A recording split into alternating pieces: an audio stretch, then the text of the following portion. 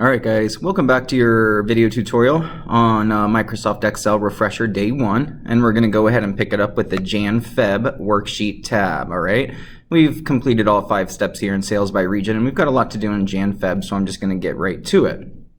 Alright, in cell P4 it says insert a column sparkline that represents 5 a.m. to 5 p.m. for Day 1 in January, alright? So P4 is right here. All right, under the Insert tab, you're going to see a group of things called Sparklines, and we have lines and we have column Sparklines. This one is actually calling for a column Sparkline. All right, so when you click this thing, as long as you're clicked in the cell where you want to put the Sparkline first, you never have to change the location range. What you do have to change is the data range. All right, you've got to tell it what data to include. All right, and it says it wants us to do 5 a.m. to 5 p.m. for Day 1. All right, so if we scroll over on this worksheet, we'll see that we have 5 a.m. to 5 p.m. for Day 1. And I'm just going to click and drag all of the numbers from 5 a.m. to 5 p.m. and I'm going to click OK.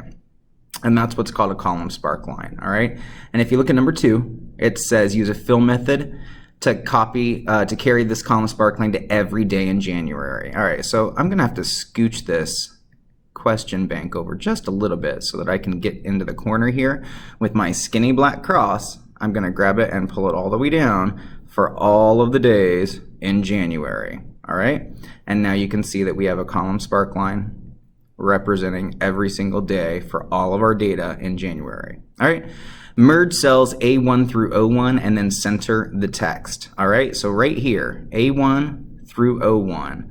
We're going to merge this stuff and then we're going to center the text. All right, so right here we have a drop down for merging, and the first option here is merge and center, and we can just go ahead and choose this. All right, now if you look at row 1, it definitely needs to be widened up a little bit, and there's a couple different ways to do this, and I am jumping to the next question here. This is number 4. All right, make row 1 a height of 25. So what I'm going to do is right click on the number 1, and I'm going to get a row height, and I'm going to go ahead and type in 25. All right, and now that looks much better. All right, I'm going to jump around here a little bit and jump down here because I think the next part of our directions here wants us to merge but not center the text for February. So from cells A36 to O36, I'm just going to say merge across. All right, so that February doesn't change. All right, and yeah, I could make row 35 a little bit wider. It's not a question, and I always say that on this test, your Excel test, if it doesn't say to do it, don't do it. All right, do the bare minimum for this exam, or else you just never know. They might mark something wrong because you made a column wider when they didn't want you to. All right, add a property to the title field that says who's with tabs. All right, property to the title field that says who's with tabs. Who's with tabs? So show all properties. Properties are always under the File tab. And for titles, we're going to type in who's what tabs. All right? Hold on one second. We are talking about Britney Spears. All right? Just like that. And then just go back. We've just added a property. All right? Insert a new work sheet at the end of this workbook. All right, so I did this a couple different ways yesterday. Some of you guys, I did it under the Contoso worksheet, which is fine, or you can go ahead and insert a new worksheet. We did in the Sales by Region questions, we did insert a new worksheet down here at the Employees tab, and we renamed it Contoso. So I'm just going to use this one. I don't need a new one to do this, but what I'm going to need to do is jump back into Teams. All right, and in Teams, go back to Assignments. If you haven't done this already, what you want to do is just download this other little attachment that I have in your assignment for your Excel refresher. All right, so go back in your assignment, look at your attachments for it. Oh, this is due tomorrow. Oh, we better hurry. And then right here where it says 11 CSV, I want you to click on the 3 dots next to it and just say download. All right, it's going to go ahead and pop into your downloads folder and just leave it there. We don't need to we don't need to actually open it up. Oh, really? There. All right, so what I'm gonna do, whenever I'm importing data, all right, from a CSV file or from text or anything like that, I'm gonna go to the data tab and I'm gonna say, get external data from text, all right? And what's gonna happen here is I'm gonna get what's called a,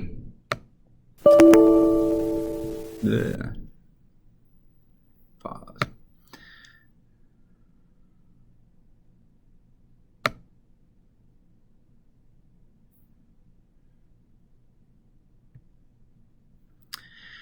I'm gonna get a little pop-up window. And this is what's called an import wizard, all right? You never have to look at step 1 of the import wizard. Just click next at the very bottom, and then on the import wizard here, you wanna just start unchecking these things. Usually it's this one, it's the comma one, but you want your data preview to look like your data is broken apart into columns. So see, when I don't have comma checked and I had tab checked, it looked like it was gonna go into one big cell, which is what it would have done. So I wanna check comma, and then just say next, next, finish. You don't have to read anything else. The only thing you have to look at with the import wizard is step 2, okay? All right, and let's see what else we gotta do here for Jan Feb.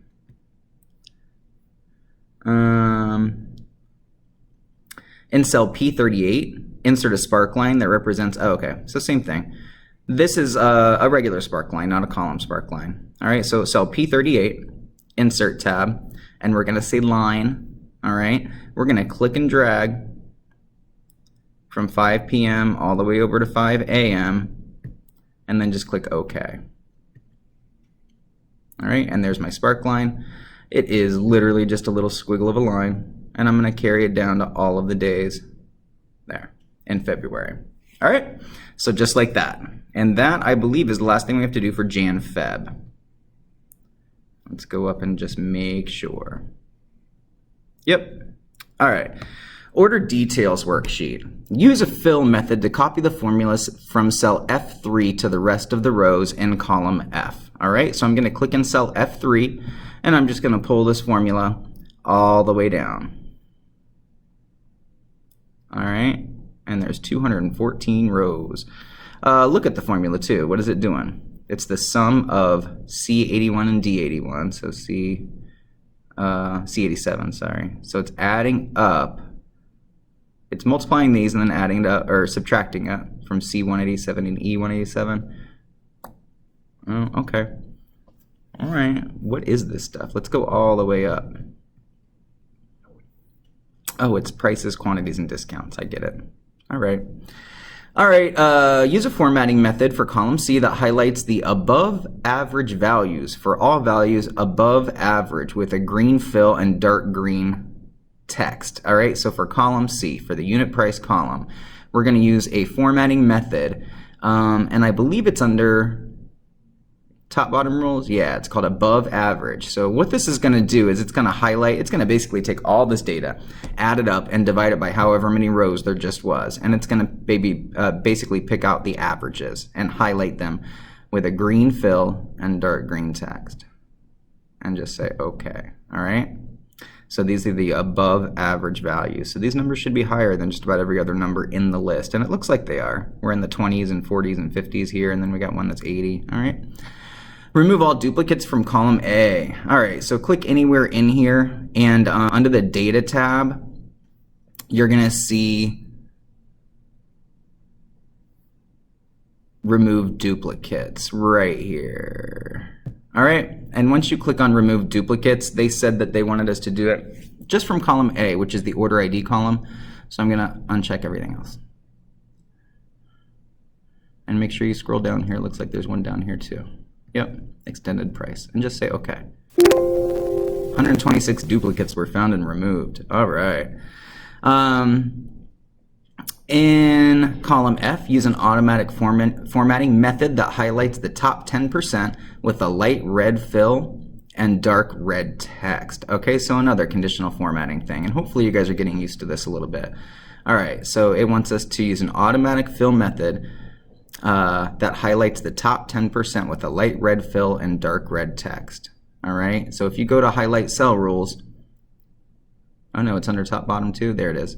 top 10%, bottom 10%, above average, below average, all right? So they want the top 10% with a light red fill and dark red text. All right, so top 10%, light red fill, dark red text there. Boom. All right, and that's everything in the order details worksheet. And let's move on to expense statement, all right? In the expense statement worksheet, all right, in cell K20, insert a function that gives a grad total for expenses, grand. That should be grand total for expenses in cell K20. All right, right here. That gives a grand total for expenses. Well, we don't really have a whole lot of expenses going on right now. And it kind of looks like, let's see. Yeah, so these are the grand totals for hotel transferred. It's already broken apart down here for us. We have totals broken apart already. And then we have totals again up here for everything. So, okay. So here's what we're going to do. We're going to go to the formulas tab. And we're going to say auto sum, and we should just be able to press enter. All right, and you should get can I not see it? Oh, here. This way? Yeah, that's why. Change the text color to white, sorry. And that's what you should get. I was like, wow, that didn't do anything. So $2,643, all right, is our subtotal, or our total.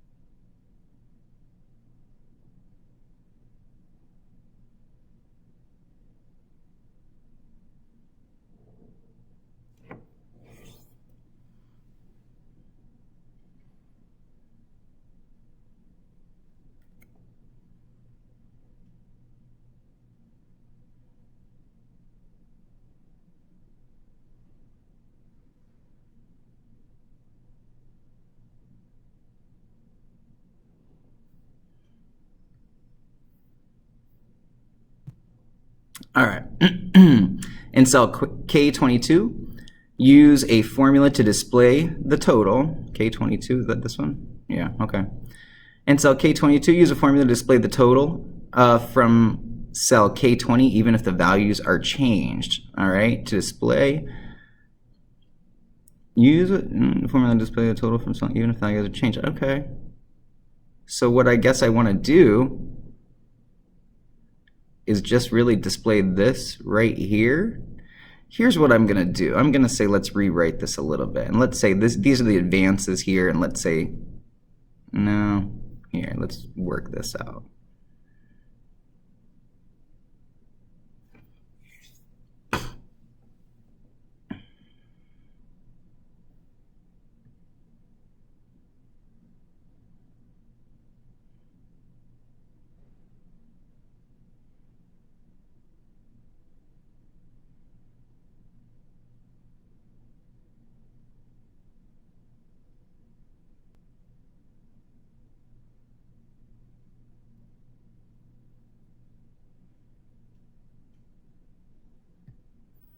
All right, well, here's what I'm gonna do. I'm just gonna do an equal sign. I'm gonna click on cell K20, and then I'm gonna press enter, all right?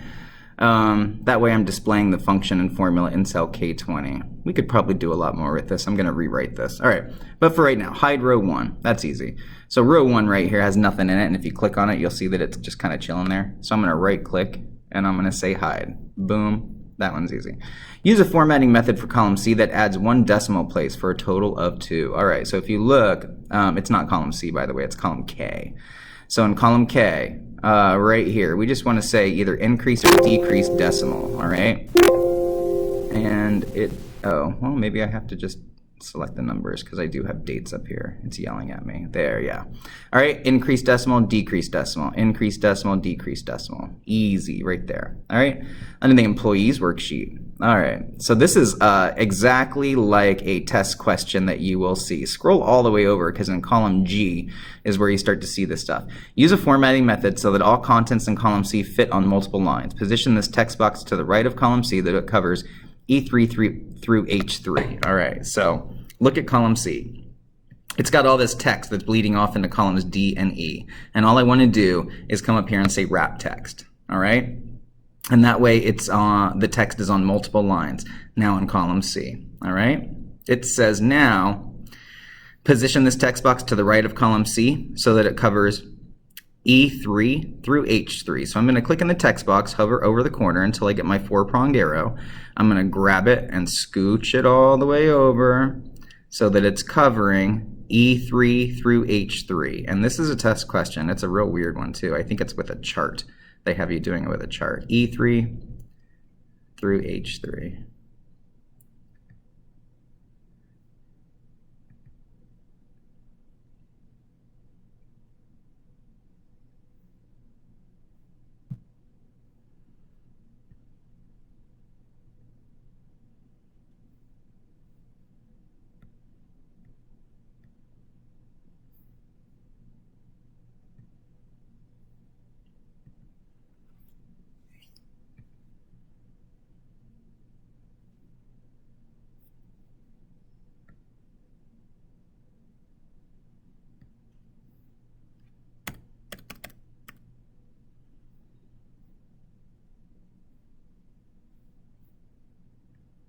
All right, it'll probably be easier if we do this one first. Make column F exactly 25, all right? So let's go over to column F real fast and make it 25. So right click on column F and go to column width and type in, it's 241, type in 25. That's a little easier. And now let's try to grab this text box and position it so that it covers E3 through H3. This might be a little easier now. E3 through H3. So grab it with your 4-pronged arrow. Take it over to E3 and make sure it's covering cell E3, and then take it over and make sure it's covering cell H3, like that. All right, just like that. And you can narrow it too, I guess. We could probably take it up from the bottom. All right, let's go ahead and see what we have to do here. Oh, that's it, I think. I think we're done, guys. That is the end of our Excel refresher part 1. All right. Make sure you like and subscribe this video. Thanks.